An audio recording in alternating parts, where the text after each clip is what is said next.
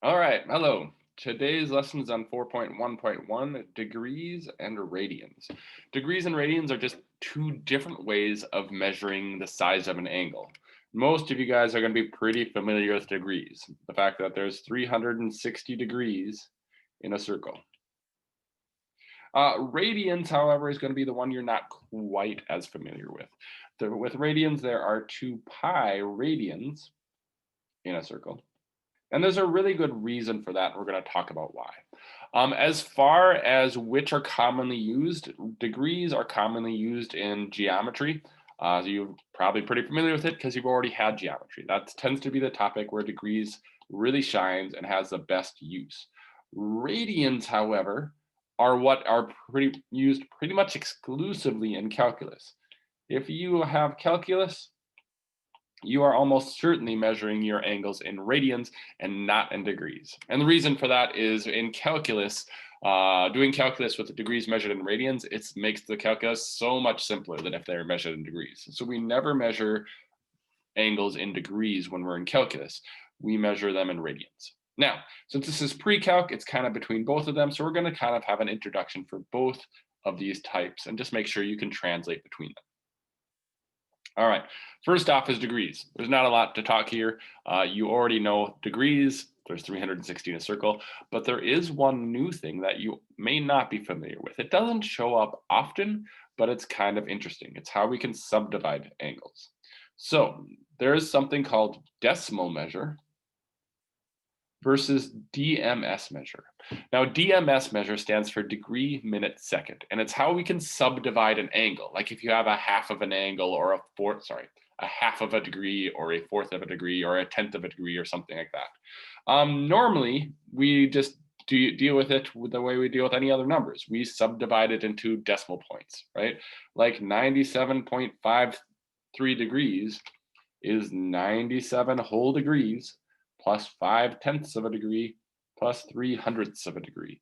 It's just a way of having it saying it's not quite 97 degrees, it's not quite 98 degrees, it's part way in between. How much in between? It's 0.53 degrees in between, right?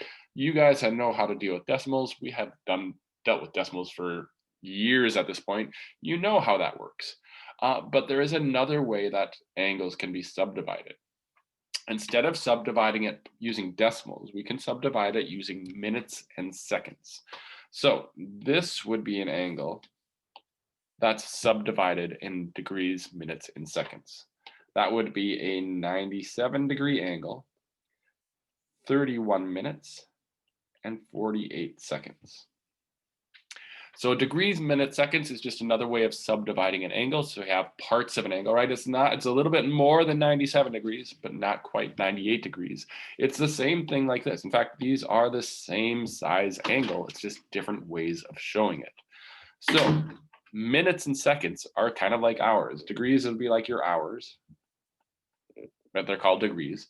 But then a minute of a degree would be 1/60th of a degree. 1/60th of a degree. Just like minutes are 1/60th of an hour. And seconds, that's 1/60th of a minute. Or if you prefer, that's the same as 1/3600th of a degree. Now I wrote that down here, which is cool. You didn't necessarily need it though, because it was already written up here. All right, so since there's two different ways of dividing an angle in degrees, we should probably talk about how to translate from one to the other.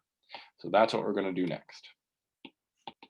All right, last thing I should talk about before we actually start translating between decimal measure and DMS measure is the symbols.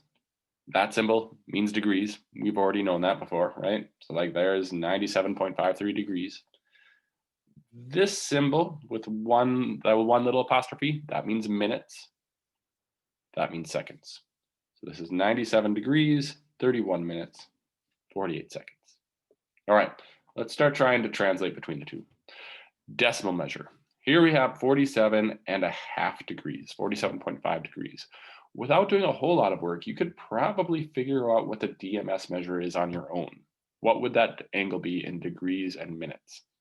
See if you can think about that. Pause the video and see if you can come up with an answer. All right.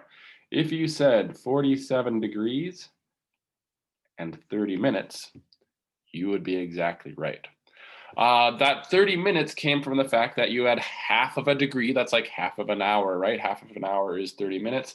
Since there are 60 minutes in a degree, just like 60 minutes in an hour, 0.5 of that would be 30. So that's 30 minutes. So the way that the places, excuse me. So the way that 30 showed up was it was literally the 0.5 times the 60 minutes. All right, let's see if we can do the same type of thing with this, because this one we probably can't figure out quite as well in our head, but we can use the same concept. I've got 120 whole degrees there, so 120 degrees. Plus I got a little bit left over. How much left over do I have? I've got 0.15 degrees left over. Well, 0.15 degrees, if I want to translate that into minutes, since there's 60 seconds in a minute, I'm going to multiply that by 60. 0.15 times 60 is 9. So it's going to be 120 degrees and 9 minutes. It divided evenly. There wasn't anything else left. So that's done. There aren't any seconds. It's just 120 degrees, 9 minutes. And again, the way that 9 came from was that was the 0.15 times my 60. All right. This last one's going to be just a little bit trickier, but see if you can start it. All right. How many whole degrees do I have? I've got 14 whole degrees. So I've got 14 degrees. Plus, I got some left over, right? I've got that 0.22 of a degree left over. So to translate that into minutes, I'm going to times it by 60. So 0.22 multiplied by 60 is 13.2. But I'm not going to put 13.2 here. I'm just going to put 13.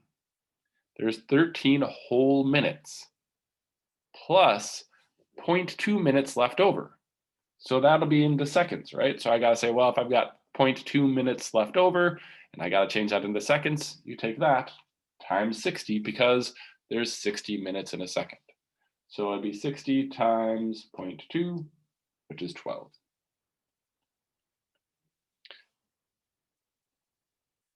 There it is. All right, now please note that when I said I had 0.2 left over, it didn't have anything to do with this 2. That was just a happenstance.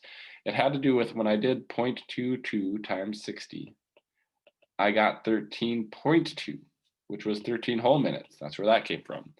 But this 0.2 was how much of a minute I had left over. It happened to have been the same as that 2, but it might have been a 0.8 or a 0.9 or a 0.7, right? Whatever it was, that's what I'd have to times multiply by 60 again to get the minutes, to get the seconds left over. All right, let's try doing it the other way around. All right, so the other way around, I've got 5 degrees and 14 minutes. So that's literally 5 whole degrees plus 14 minutes. Well, 14 minutes would be 14/60ths of a degree. So plus 14/60ths. Plug that in your calculator, you're back into decimals. 5 plus 14/60ths is 5.23 repeating. All right, same type of thing here. 28 minutes. So I got 28 whole minutes. Sorry, 28 degrees. I've got 28 whole degrees plus 14 minutes.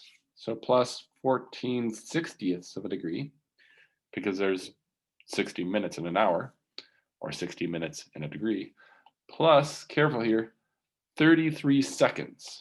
I'm not going to add 33 over 60 because that would be like adding 33 more minutes. That's not minutes, that's seconds.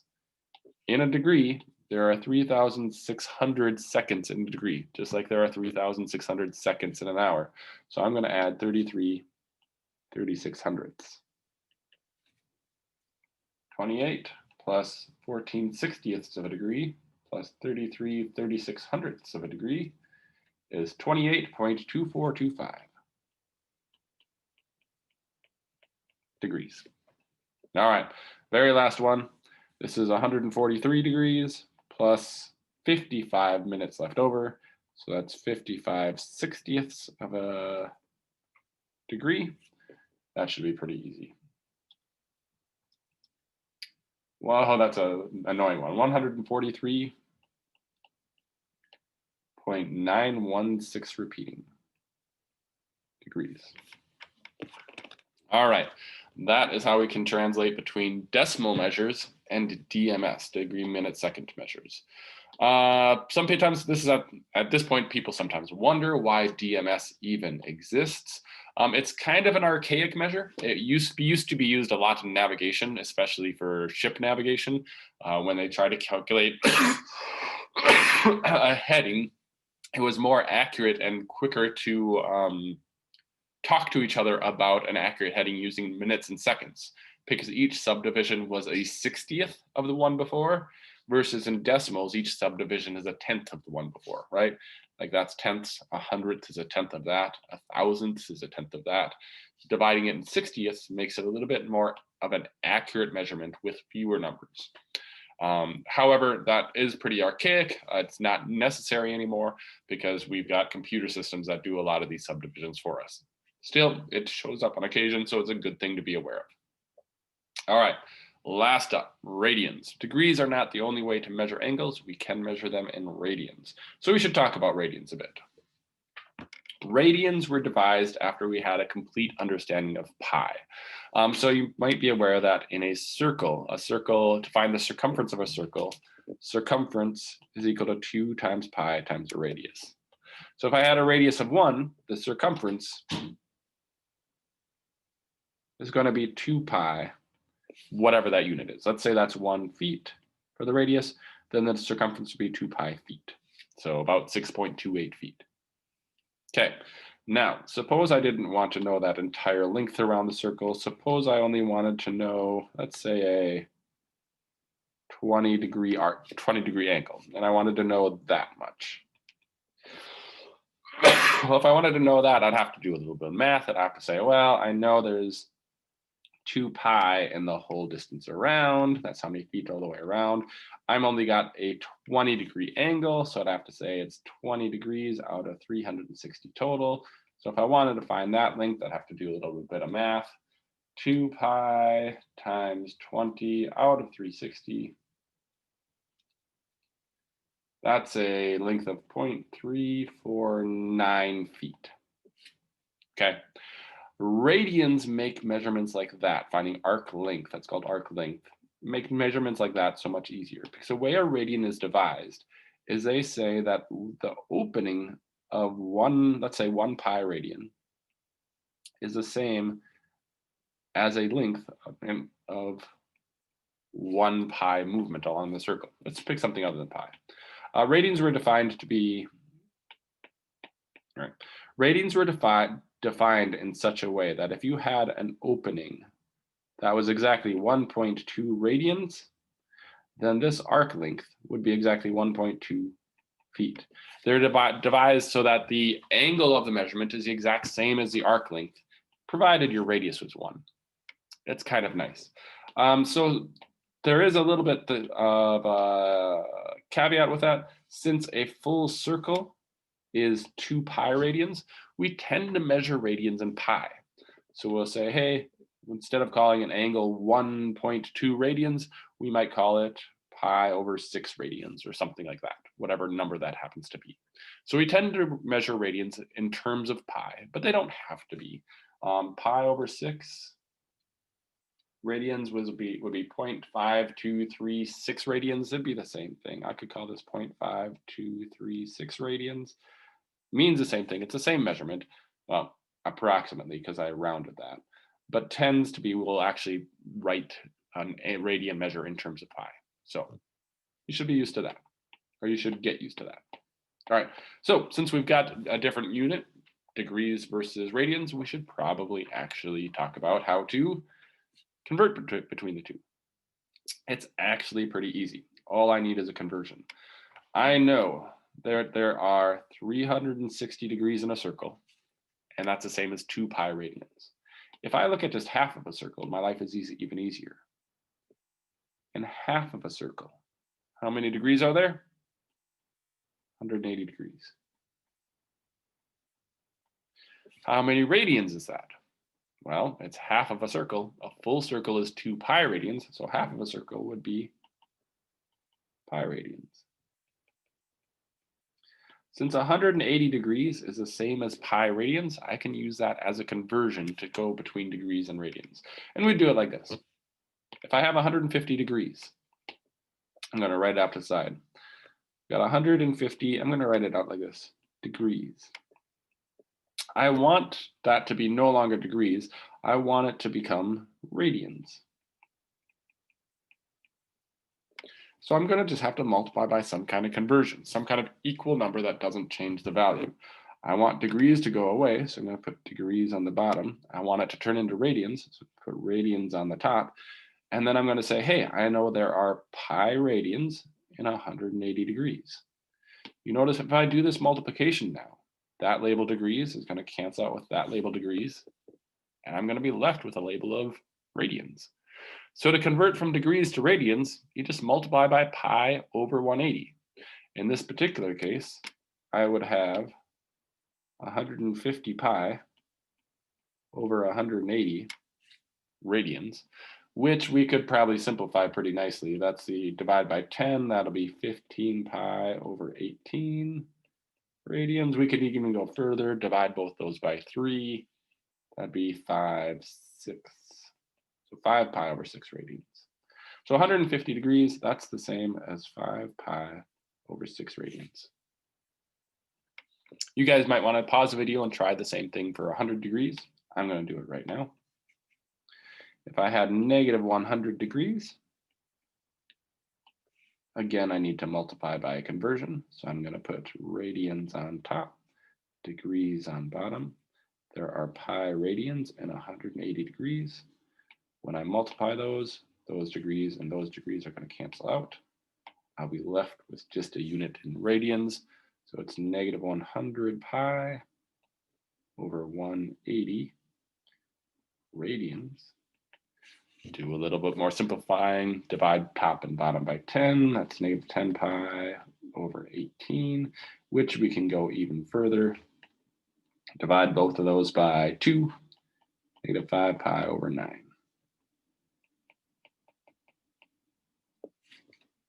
All right, let's try it the other way around. Converting radians to degrees. Same type of thing. I've got pi over 6 radians. I want to change that to degrees, so I got to multiply it by a conversion factor, but this time I've got this label of radians that I want to get rid of, so I put that in the denominator so that they end up cancel out.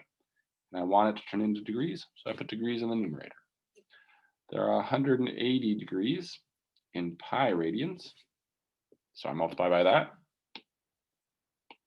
That label of radians cancels out, and I'll be left with just a label in degrees. Oh, even better, take a look at this. Not only do the radians labels cancel out, but that pi and that pi are going to cancel out. Sweet, which makes it even nicer. In this case, I just get 180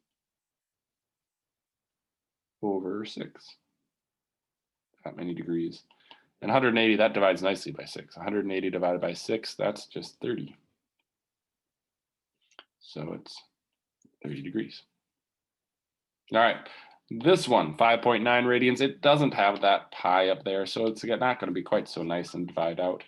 I've got 5.9 radians. Again, just to multiply by that conversion factor, 180 degrees over pi radians, right? Because that label, radians, is going to cancel out with that one. And then I've got an annoying one, 5.9 times 180 divided by pi. I'm just going to use my calculator for that. 5.9 times 180, then divide by pi. That is 338.045. Approximately. I'm rounding here. The decimal goes on forever because, of course, pi is irrational and the decimal goes on forever. 338.045 degrees. All right, that's the type of stuff you're going to be doing today. Your assignment is 4.1.1, 1 through 23 odd, 39 and 41. Please note, Problems 39 and 41 are on page 326, but the instructions are on the page before, 325. So when you get to those problems, be sure to go back a page and read the instructions so you're not just staring at it and wondering what the heck you're supposed to do. See you guys later.